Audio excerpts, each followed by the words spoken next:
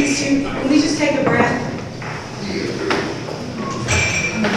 Okay, that was more for me. Because y'all are already sitting down. I'm just so pumped and excited. And part of me feels like super comfortable, like we've been meeting. So I feel like I didn't, some of you guys, I didn't have that same energy of seeing you, like that. Sorry, I can just see her right now. But it's just because I feel so comfortable in this space, and Creative Mornings means a lot to a lot of people. I've already met some new people. I've hung out with some old friends. So we're going to go through a little bit of our housekeeping things. Oh, and my name is Krista, by the way. I'm one of the co-hosts, and then Mel back there in the brown. I was like, do not say my name. Anyways, so this theme for Creative Mornings this month is ethos, and the illustration was done by Colin Sutherland. So that is the theme. We have a theme every single month for all of our newcomers. MailChimp is one of our global sponsors, and we are pumped about that because Creative Mornings is ran completely all by volunteers. So thank you, MailChimp. Yep. They're bringing it back. Yes. No, really, we can't do this if it wasn't for them, and then obviously some of our local partners as well. But you guys, there's a few insights from 2022 MailChimp and Co. benchmark report designed to help you to raise chances of winning your new business. And the reason why I read that all the way out is because I feel like if somebody has worked very hard and is trying to get a message out, I'm not going to skip over your slide, okay? If that's your bio, I'm going to read your bio. It has nothing to do with what we're doing here. Let's move on. If you are new, we are global, over 223 countries and chapter cities, shall I say. So you guys can check out on the social media. They always do different like virtual field trips where you can take a look at different meetings across the world. I guess that's what global means, right? Right. So next up, we're going to have Andrea Gilmore. Is just the love of my life.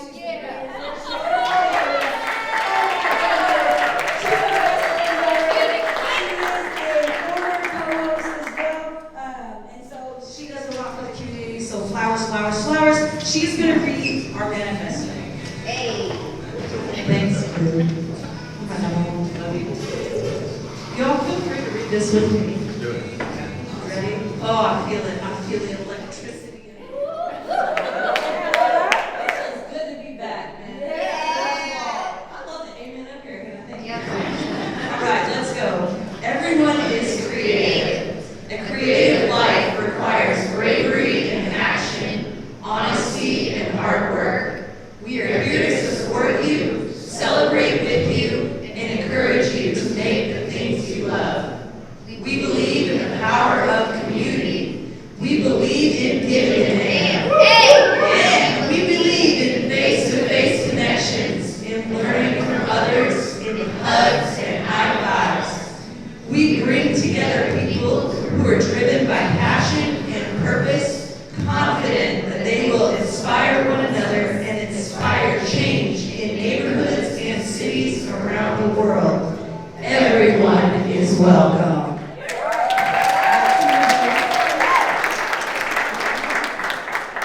Thank you for reading that. That is true. Everyone is creative. I don't know how many people that I've tried to like, hey, come to Creative Mornings. And it's probably one of the things you have to like experience in person, you know what I mean? But every single time I say, hey, go to me, they're like, I'm not creative. I'm an accountant, or I do this, and I'm like, that's creative to me because I can't think of different ways to make that math. You know what I'm saying? So everyone is creative. So first up back, our lovely Skye Latimer. She's like the queen of OKC. Yes. We couldn't think of a better person to start us out with. Somebody that is dynamic, somebody that is relatable, somebody that is kind and genuine, other than Skye Latimer. So I feel like I can say all the greatest things, but I do not want to take up her time. So let's give it up for Skye Latimer.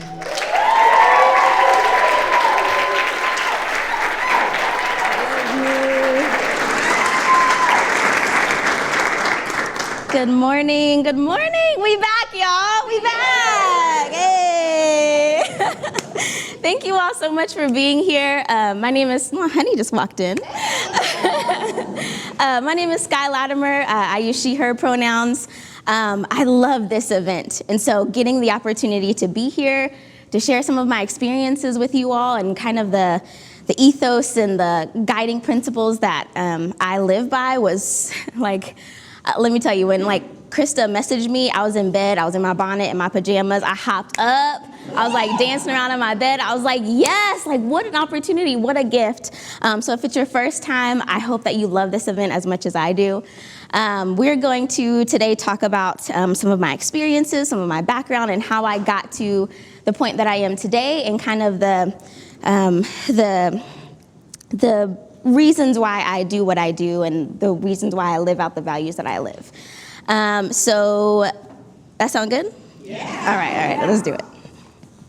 Just the next button, right? Okay, yes, ethos. All right, here we go. So by day, I work for We the People. Yeah. And in a nutshell, we do business, government, culture, and like community services. And so I do project management, I do marketing, I've got a background in sales, like a bunch of like different things like that. But marketing, social media, community, that's my jam, like my jammy jam. That's my sweet spot. I'm also a professional dancer, I'm a wife, I'm a mom, so I do a lot of things. And so the first thing we're gonna start with is dance, and I'm gonna take you way, way back to the Gap. So I am, 4, 5, 6 years old, and I'm dancing to every Janet Jackson video that comes on. I'm talking New Edition, Belle Biv DeVoe, Boys to Men. Like, I'm learning all the dances. I'm doing all the things. My mom puts me in dance. I'm, a little, imagine me like being like just a little bit shorter, like not too much shorter. I'm in dance, and I'm doing tap. I'm doing my spank toe step, and I'm like, Mom, they will not let me progress. I'm better than this. Let me go. So then, as the average millennial does, I went to karate. Shout out to everyone that has like 3 karate belts. So I did that next. But dance has stayed my first love. It's my something that I'm so passionate about. As I moved forward, I stayed in dance, got in and out of different sports and things like that. When I moved here to Oklahoma, I was a cheerleader, and then I got the opportunity to start a step team at my high school. I mean, like that kind of step, right? So we start this step team. And it is like magical. It's not the cheer world. It's not the dance world. It is like little black girls, little girls from Pakistan, Latino girls. It's like the white girls that are invited to the cookout, like, because they like really know how to dance, you know what I'm talking about? So like we're in this like step team, we're like battling against PCO, and we're like battling against Santa Fe, we're like doing all these things, and it's starting to become ingrained in me, like, this is beautiful. Like, some of us are in AP classes, some of us are barely passing classes, some of us, got a BMW for our 16th birthday, some of us are like, yeah, that yellow bus is nice. So we're like from all these different backgrounds and stuff, but we come together and we dance and we party and we uplift each other. So that's dance.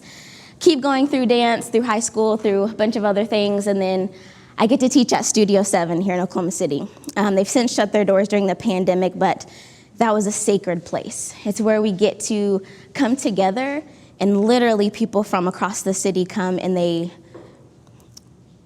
it's one of the places where you really do leave everything outside the door.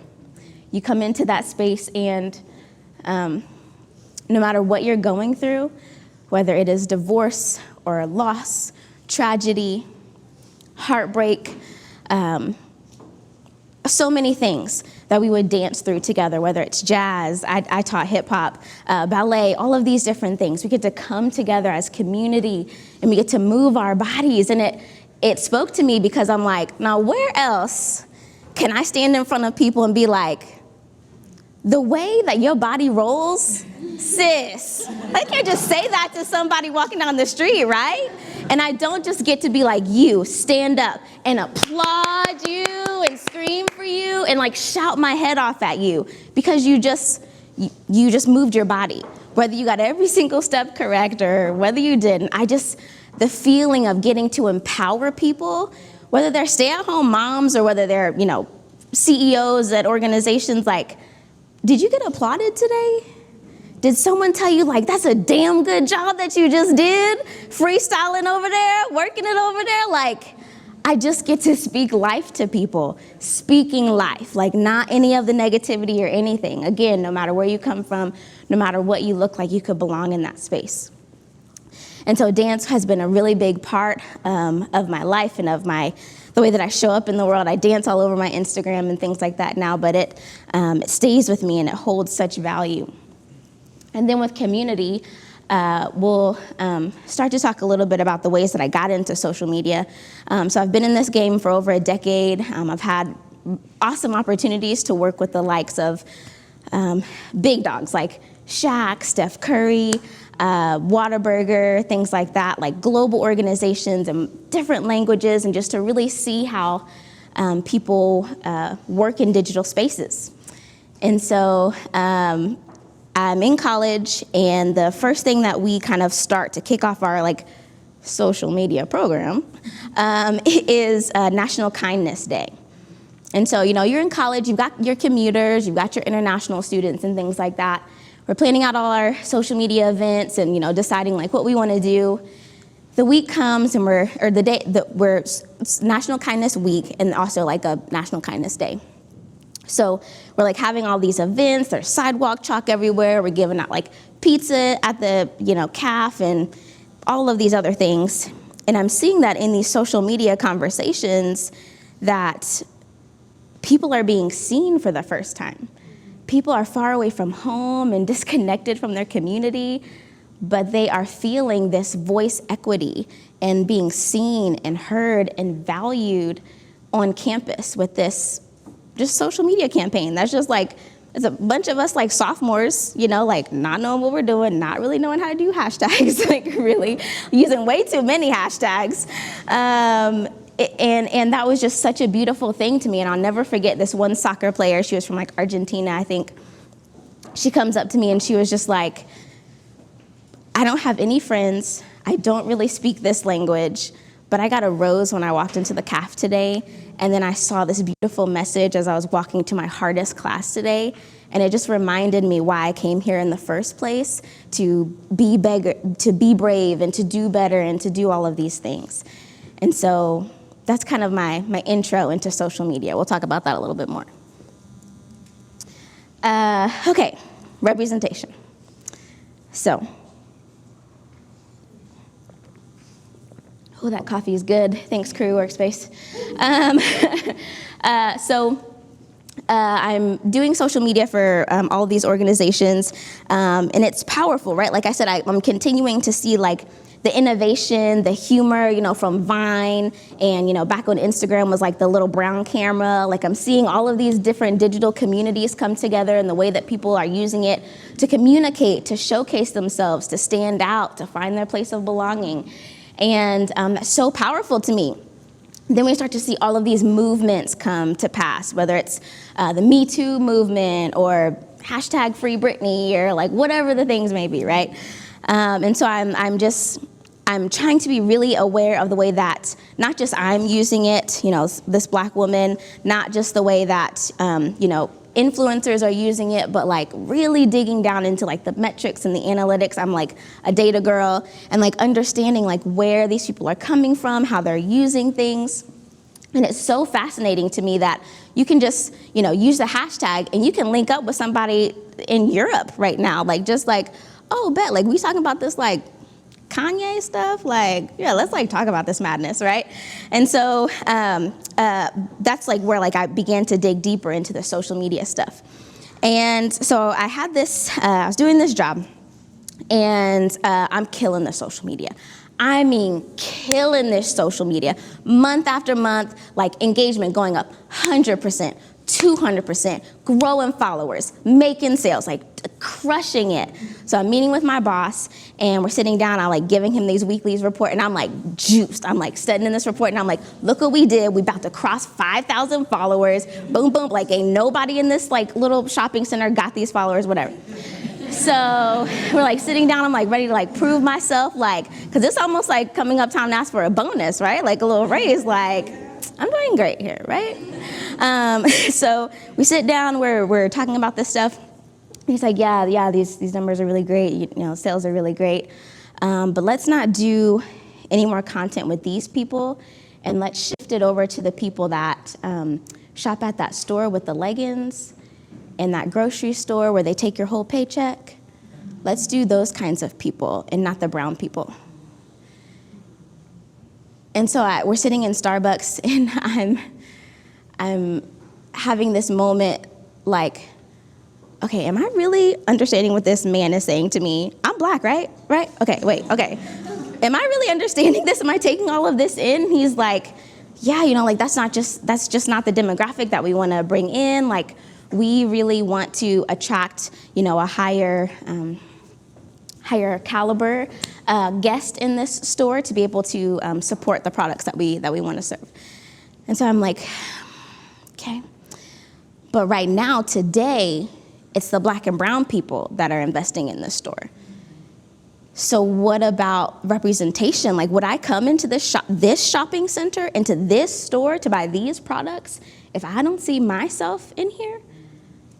Well, I don't anymore, but that's besides the point. And so representation within social media has become critical, not only because of that moment, but because we know the highest paid TikTokers are white women, and we know that the highest paid Instagrammers are white people and a soccer player over like in Argentina or something. And we know that like all of this like publicity and everything that happens are for these cis kind of white people. And so representation has become even more important as we get into this world that we're currently living in, where we need to practice more equity, more diversity and inclusion, more belonging, more justice within these spaces. And so that was a really big moment for me moving forward into this DEI work that I do as well. So then I'm doing social media for another organization, and Trayvon Martin has been murdered, Mike Brown, and then Philando Castile. And because like at this point, I'm like, girl, you a social media savant. Like you know this stuff. I'm like digging into like all of these like hashtags and stuff, and I find live the video that Philando Castile's fiance put up of the traffic stop. And I'm watching it live in my bedroom as I get pulled over, and the interactions and the kids in the back seat. And I watch that live on social media. Excuse me. And so social justice becomes a very big part of social media advocacy for me. I'll never forget that moment. I'll never forget what I felt. If we're talking about fight, flight, or freeze, I absolutely froze, and I'm seeing all these comments like, I've called 911, call 911, someone help him. You just murdered this guy, like all of these comments coming out of everywhere, and I freeze. I'm like, I understand that this is an Instagram live, but this cannot be real. Like, this cannot be real. Like, we cannot just have this kind of accessibility around the world to connect to each other. The very thing that I just talked about having, like this kind of accessibility, like this is too much. And so the news, you know, breaks about everything, and everything comes out about Philando Castile, and I am moved to my soul for this man, for his babies in the background, for his fiance. And so at this time, I'm doing some kind of adjacent social justice work. And I'm at work, and I'm like talking about these things, and I'm like, here's where the rally is going to be, and here's where how you can, you know, contact your elected officials, and like saying all these things. And I get an email from someone from HR, and they're like, oh, we don't talk about these things because you work at this place. On my lunch break, when I'm at home, before I get to work, I can't talk about social justice.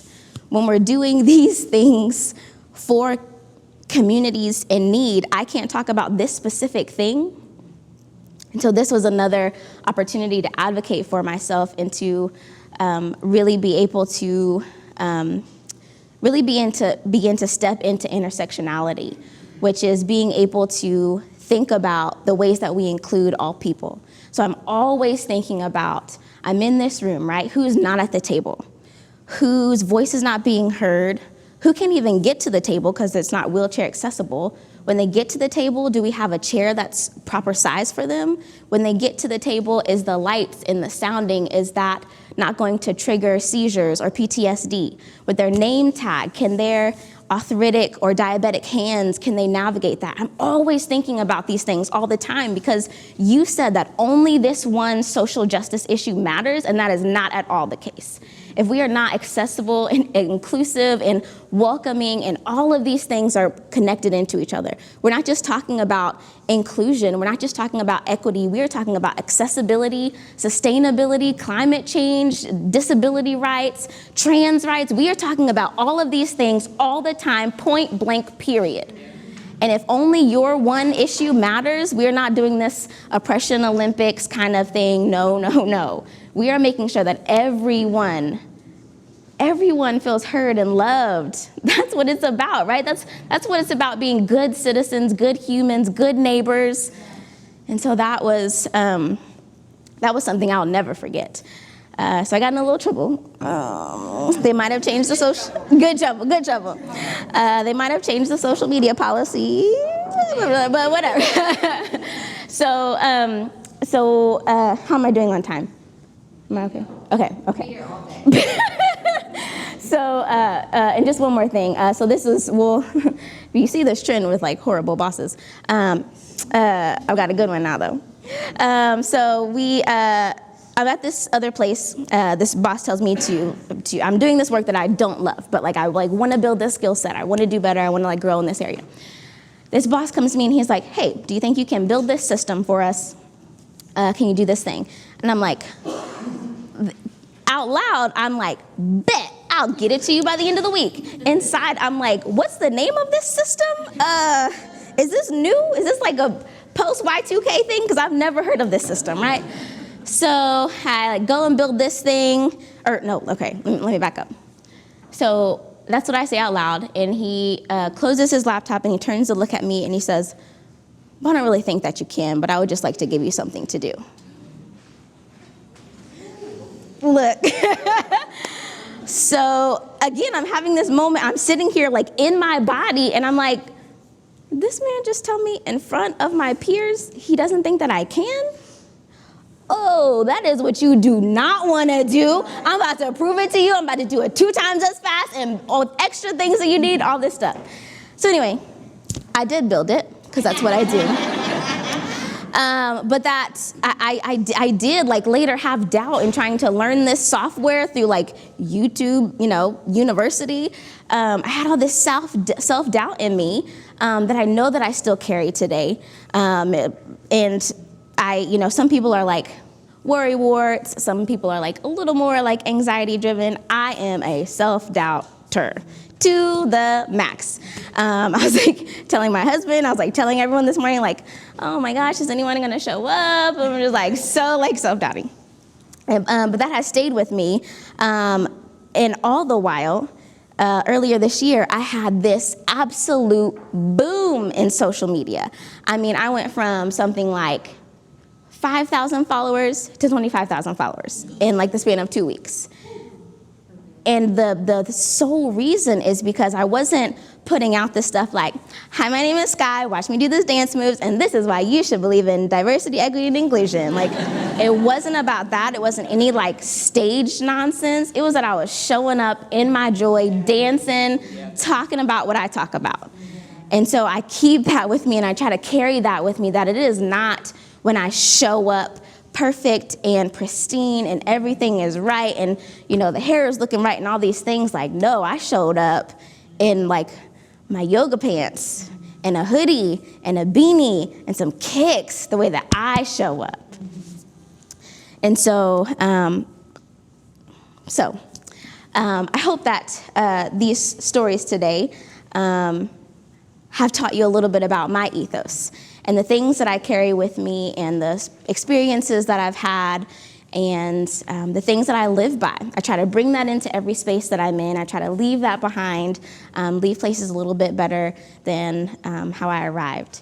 And so I hope that you'll take with you as you reflect back on your work experiences and life experiences, education, family time, the things that really drive you and make you reflect about not what's just this job that I do, not just how do I get through the day with my toddler, like none of those things, but how you really take up space in the world and make it a more inclusive place for everyone. So I encourage you as you go on throughout your day and your weekend to get brave, dance a little bit if you want to on your way out of here, to do better, because we have the opportunity and the chance and the challenge to do better in our community, in our world, in our neighborhood. And if it's not us, then who is it going to be? Like point blank period, if it's not us, who is it going to be? I hope that you continue to break the molds in your creativity and in your day-to-day lives. I hope that you take every single opportunity, no matter what room you're in, what space, what's happening, to be more innovatively inclusive and to think really about the way that people come into spaces, how they not just show up physically in the space, but what happens at home for them to get to that space. And most importantly, above all, my guiding light is to be the light. Thank you so much for being here today.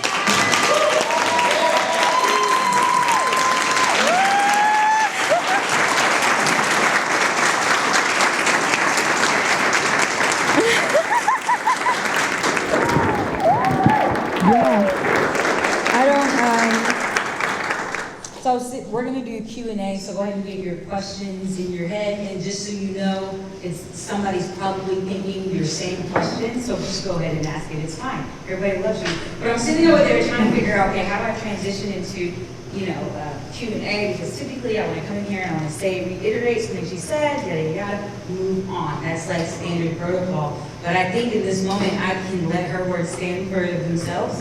And so thank you so much for sharing that with us. The preparation I know was a lot, because it's your heart, right?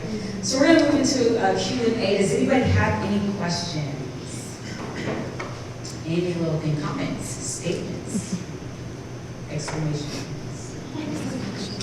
I'll ask something. Yeah.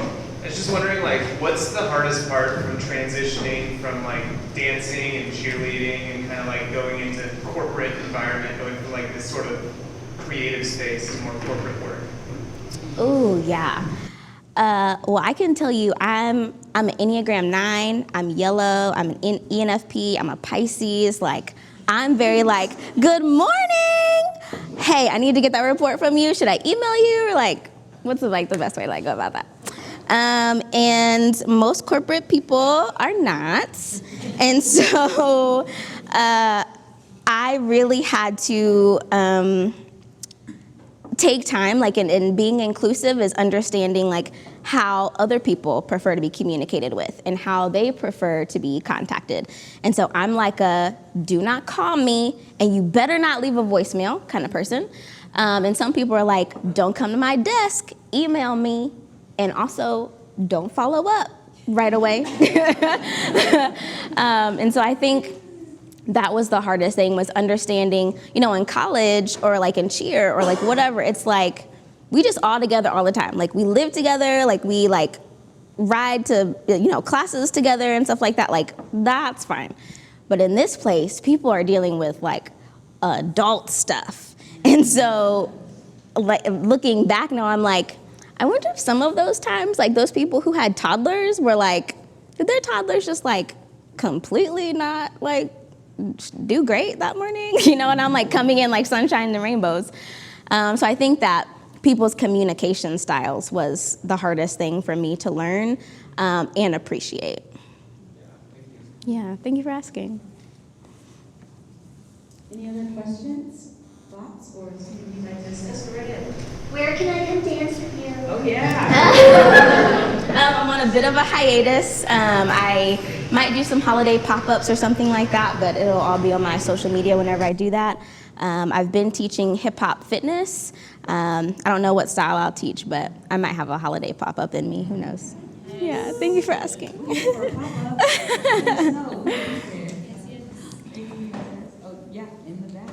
Given the broad scope of the area of social justice, how do you measure your success? How do you know you're making a difference? That's my husband, y'all.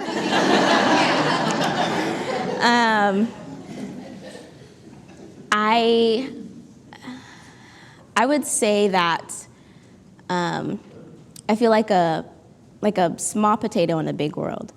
And so the way that I measure my social justice has been, and the way that I encourage other people to work has been in not big and loud and in your face, but in one-on-one conversations. When I have a conversation with someone and they say that I changed their heart or their mind, or I gave them something different to think about, even if I didn't, that feels like movement. That feels like you have heard my story or you have heard someone else's experience and you can't forget it, even if you don't vote the same, even if you don't support the same or whatever that may be, but now you've heard it and you understand. So I think just in those one-on-one conversations. Hey girl. So in dealing with social justice, which is so big, and it can feel very overwhelming and like you're always trying to do more and more and more. And also being a mother, on top of that, how do you stay refreshed? How do you keep your mind at peace and not just getting to, this is a crushing problem and I'm exhausted? I feel like you just talked about your Instagram, which made you take off work today. That's changed. So historically, I wouldn't. There wasn't anything that recharged me until very recently when I started doing these disconnect sessions from social media. And so taking the time to disconnect, to play with my little guy, go out on a date with my man, that is refilling. But also that's connection with other people's. And in this work, I have to make sure that I'm in tuned with me and my values are spot on. And so just this past week, actually, I took off a few days from work and I went and got a massage. I went and took a walk outside. I took myself to this great lunch. Have y'all been to Upper Crust? Their pizza, their gluten-free pizza is bomb. So not just rest and not just being in community with other people, but connecting back to what drives you, what values you hold, so that you can make sure that you're maintaining that and you're not being swayed by opportunities that don't necessarily align, or people who deepen your discernment, don't necessarily feel right.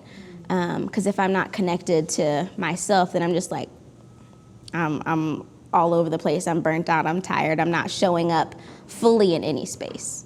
So follow-up question. Hey, everyone in the room. It's similar, but similar to entrepreneurship, it's something that you always do. How do you focus and be in the moment when you are stepping away? Do not disturb on my phone.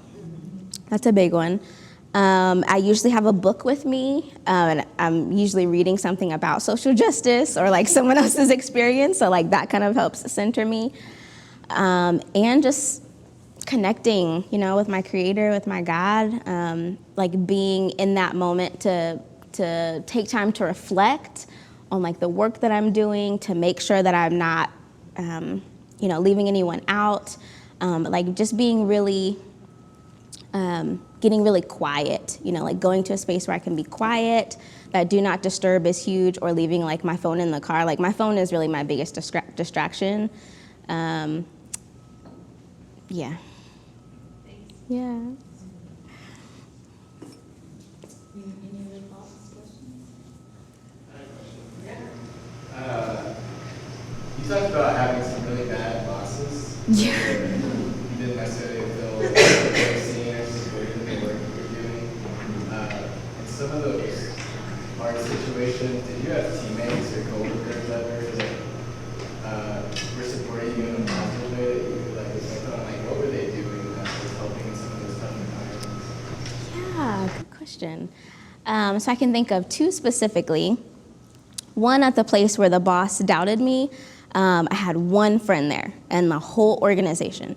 And at the time, I had this really horrific hair dye incident. I had to be in the emergency room. I had to get steroid shots. It was horrific. It led to me cutting off all my hair, doing a big chop, and going natural earlier than I wanted to. And I walked into the building a few days later after the allergic incident. All my hair is gone. I'm feeling kind of confident, but not very confident. And I walk into the space and no one says anything to me. And I have the one coworker who was my friend. She was like, "Oh my gosh, you look so great, blah, blah, blah, blah." And it's a big deal for Black women to cut their hair. And so that was my one ally who kind of fed into me when that self-doubt was happening. And then the other one, when the Philando Castile happened, it was a white woman, and she stood by what I said. She was like, "This is not right. We cannot only support this one issue that looks good on the videos that we take and the donor cards that we sit out. This is not right. This is another injustice. And even though this isn't our mission, that's for her to talk about on her own time, if that's what it needs to be, not taking company time. But having that allyship from a white woman during that time was really comforting. Yeah. And now I have a really great boss, too. She's back there. I have a question. Yes. How do you balance your anger, disappointment, sadness as more tragedies continue to happen? Because you're doing that with social media, of course that's going to affect your mental health, because you're continually bringing up that same subject. Mm-hmm. Whatever, just if it's a controversy, you know what I mean? So how do you balance making sure you're not posting in anger and letting that leak out of you, however that is? Yeah. So sometimes I do post in anger.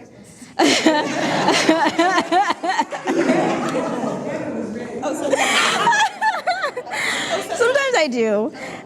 Most recently, it was our last opportunity that we got to vote, and we live in Norman, and something 4 people showed up to vote in Norman. And I went to the internet and I was like, "Do you guys not care? They're literally voting for us to keep this dirty, funky ass water. Show up." And so I literally they didn't vote for clean water. That meets DEQ standards in Norman. So anyway, so I got on the internet and I was going off. I was like, "You need to show up, and the next time you can vote is this. And if you have any questions, you can go to these places and get your absentee ballot." And other stuff. And so sometimes I do because I feel I don't typically show up in that way. And so sometimes it's okay, yeah, I will be there next November 8th. I will be there November 8th to vote. But then other times because I take the time to rest, and because I try to always be the light, I let that frustration and that sadness or despair, oftentimes, I kind of let that fuel me into hope. Because if I show up and I'm there is nothing we can do about climate change, recycling doesn't matter, and all of these things, but if I show up and I'm there's a lot that needs to happen, but you can do this today, and you can hug a tree, and you can plant a flower, and you if I just kind of take a step back out of myself and the feelings that I'm feeling, I can still carry that, and I can still be perfectly righteously angry in all of that stuff. But I do feel at least for my audience and the things that I do, presenting hope and the opportunity for growth is just kind of what my audience responds to. Yeah. But I'd be mad. I'd be hot, y'all. Hot. Sometimes it's necessary for your followers to see you in that light at the same time. Yeah. Because if you don't, then maybe they think they well. Yeah. But I think in some form, we all have to have some sort of righteous indignation. Like we have to be righteous justice. You know what I mean? Yeah. Be angry in that. Yeah. It shows that we care. Yeah. Anything else, guys? Any other questions? Skye. Yes. It's great to be in this room with all the people that we know and love. But you challenge us to think about a lot of things. Can you give us maybe one or two issues that you feel like there's not enough eyes on in Oklahoma that are justice or inclusion issues? Just one or two? Okay. And then can you post, I'm not asking you to do free work. That's post it on your social if you want to give us more, but just one or two that you feel like people's eyes are not on enough yet. First one I would say is following what Oklahomans for Grace and the Coalition for Justice Reform, all of those organizations are doing. We're seeking a moratorium on the death penalty in Oklahoma. There are something like 23 more executions slated before the end of next year.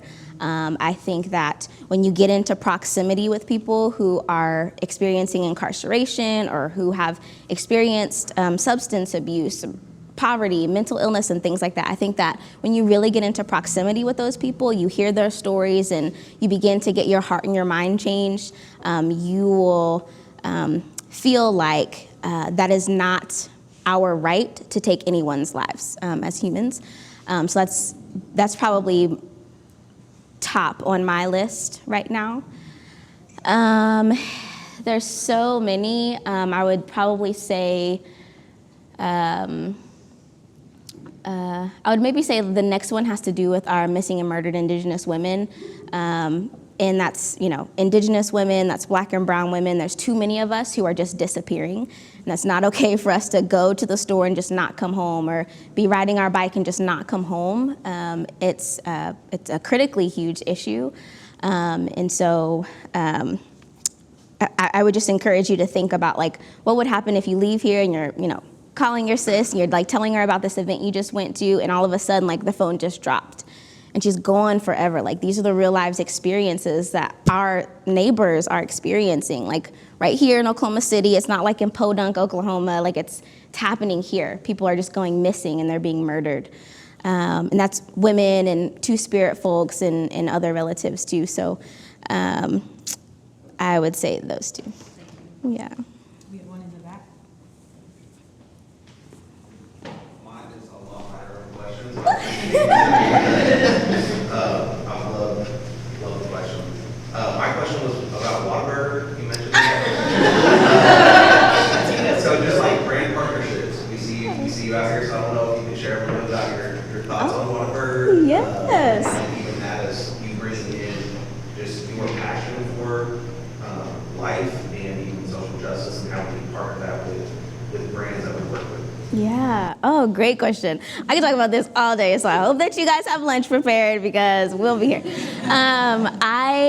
So when I enter any partnership, the first thing is, what are your values? If you, ironically, if you heard my speech last week, if you didn't post one of those little black squares on June 2nd, 2020 to share the mic with people of color, I'm do you really even care? Did you participate in the performance? Whatever. So first thing I'm gonna check is your values. And then second, is it something that aligns with, what my values are? And are you paying? Or is it something that I'm gonna do for free? Is it gonna be equitable pay? And then also what's the request, right? You can't just ask me to post something and read something verbatim. I'm not finna lie to my people. I'm not gonna just say look at this toothpaste I just got. It's 5 stars and it tastes like dirt, So it has to be real and authentic, and it has to be something that comes from me. And also, if you wanna write it and it's something that I believe in, that's an extra price because I'm a creative, right? So those are kind of the things that if someone approaches me, kind of what I focus on. And if I approach someone else, it's I've been using this thing and I want to tell everyone about it, but if maybe possibly you want to pay me for it, I get really good engagement and also just running through kind of my list. I've got a media kit prepared. I encourage you to hop on Canva and build out a quick little media kit if you haven't already, and just do like research on like what these brand organizations are paying. Like I'll be straight up, like for stories, I start at $300. For an in static post, it's $500, and for a reel, it's $1,000, point blank, period. And if you're not willing to pay that, or if you're like a nonprofit, you know, like, and we're like talking about like period poverty, then like, yes, like let's get that message out. I'm happy to use my platform. But again, like if your toothpaste is trash, yeah. Thanks, T. We were still whispering, you guys are just still thank you so much, Skye. Because of time, that will be our last question, but give her social media, you can screenshot it or talk to her directly afterward. Can we give it up for Skye Latimer?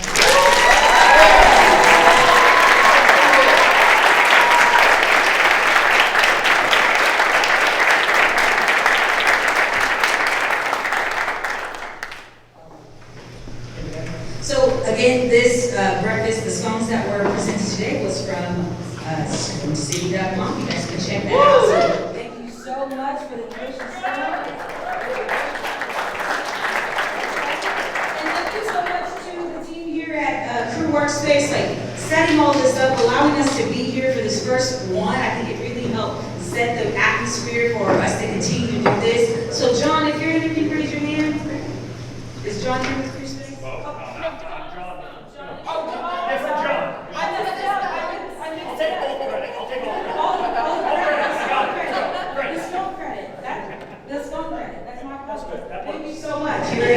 But even still, both of those, thank you.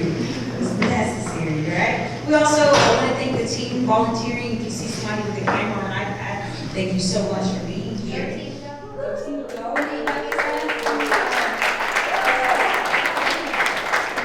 up to volunteer, please just reach me or Mel afterwards. Thank you, video, photography. You guys are fantastic. Wait, did you get me? Am I cute? You think I can find the husband with that picture? I'll put it on the end right now. Too much? Not enough coffee back then? Okay, moving on. So, again, thank you guys for being here. This concludes our meeting for today. Stay tuned for November date, and thank you.